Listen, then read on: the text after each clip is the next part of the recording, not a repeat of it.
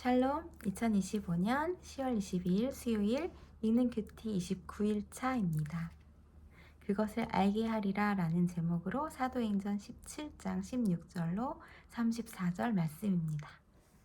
바울이 아덴에서 그들을 기다리다가 그 성에 우상이 가득한 것을 보고 마음에 격분하여 회당에서는 유대인과 경건한 사람들과 또 장터에서는 날마다 만나는 사람들과 변론하니 어떤 에피쿠로스와 스토아 철학자들도 바울과 쟁론할세 어떤 사람은 이르되 이 말쟁이가 무슨 말을 하고자 하느냐 하고 어떤 사람은 이르되 이방신들을 전하는 사람인가 보다 하니 이는 바울이 예수와 부활을 전하기 때문이러라.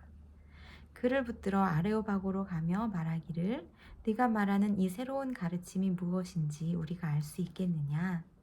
네가 어떤 이상한 것을 우리 귀에 들려주니 그 무슨 뜻인지 알고자 하노라 하니 모든 아덴 사람과 거기서 나그네 된 외국인들이 가장 새로운 것을 말하고 듣는 것 이외에는 달리 시간을 쓰지 않음이더라. 바울이 아레오바고 가운데 서서 말하되 아덴 사람들아 너희를 보니 범사에 종교심이 많도다. 내가 두루 다니며 너희가 위하는 것들을 보다가 알지 못하는 신에게라고 새긴 단도 보았으니 그런즉 너희가 알지 못하고 위하는 그것을 내가 너희에게 알게 하리라. 우주와 그 가운데 있는 만물을 지으신 하나님께서는 천지의 주제신이 손으로 지은 전에 계시지 아니하시고 또 무엇이 부족한 것처럼 사람의 손으로 섬김을 받으시는 것이 아니니 이는 만민에게 생명과 호흡과 만물을 친히 주시는 이심이라. 인류의 모든 족속을 한 혈통으로 만드사 온 땅에 살게 하시고 그들의 연대를 정하시며 거주의 경계를 한정하셨으니 이는 사람으로 혹 하나님을 더듬어 찾아 발견하게 하려 하심이로되 그는 우리 각 사람에게서 멀리 계시지 아니하도다. 우리가 그를 힘입어 살며 기동하며 존재하느니라. 너희 시인 중 어떤 사람들의 말과 같이 우리가 그의 소생이라 하니 이와 같이 하나님의 소생이 되었은즉 하나님을 금이나 은이나 돌에다 사람의 기술과 고안으로 새긴 것들과 같이 여길 것이 아니니라. 알지 못하던 시대에는 하나님이 간과하셨거니와 이제는 어디든지 사람에게 다 명하사 회개하라 하셨으니 이는 정하신 사람으로 하여금 천하를 공의로 심판할 날을 작정하시고 이에 그를 죽은 자 가운데서 다시 살리신 것으로 모든 사람에게 믿을 만한 증거를 주셨음이라 하니라.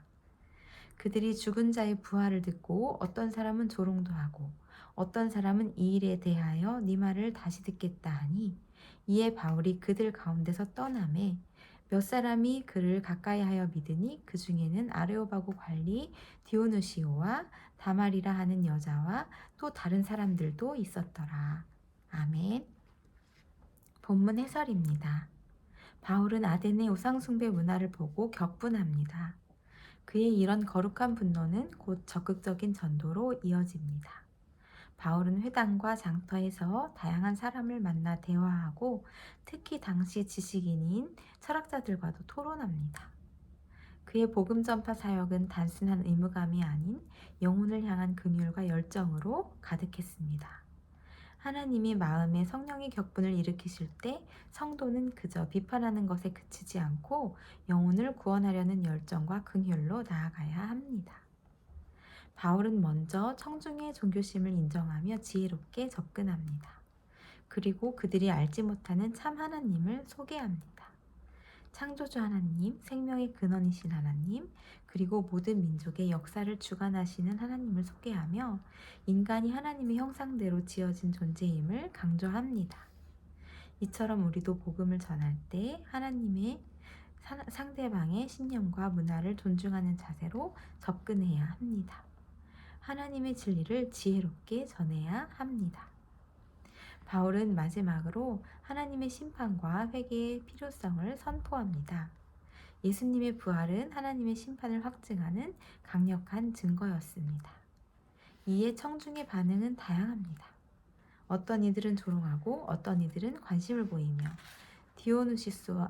디오누시오와 다마리를 비롯한 몇몇은 믿음으로 응답합니다. 우리가 복음의 씨앗을 뿌리면 그 열매는 하나님이 맺게 하십니다. 복음에 대한 반응은 다양하지만 하나님은 자신의 방법으로 구원의 역사를 이루어 가십니다. 나는 하나님의 주권을 신뢰하며 복음을 전합니까? 제가 많이 사랑하는 두 사람이 아직 주님을 만나지 못했어요. 한 사람은 우리 아빠, 또 한 사람은 바로 남편이에요. 둘 다 구원받지 못하면 어쩌나 하는 걱정이 항상 마음에 있습니다. 무조건 믿어라 하지 않고 또 긍휼히 여기는 마음으로 또 무엇보다 하나님을 신뢰하는 마음으로 주님의 방법으로 그들의 구원을 이루어 가실 것을 믿으며 기대하며 기도해야겠습니다. 하나님의 주권을 신뢰하지 않았던 저의 모습을 고백하고 회개합니다. 기도하겠습니다. 우상이 가득한 이 시대에 영혼을 향한 애타는 관심으로 성령의 격분을 하게 하옵소서. 상대방의 신념과 문화를 존중하는 자세로 하나님의 진리를 지혜롭게 전하게 하옵소서. 모든 전도의 열매가 주님 손에 달려있음을 믿고 신실하게 나아가게 하옵소서. 모든 말씀 우리를 위해 죽어주신 예수님의 이름으로 기도드립니다. 아멘.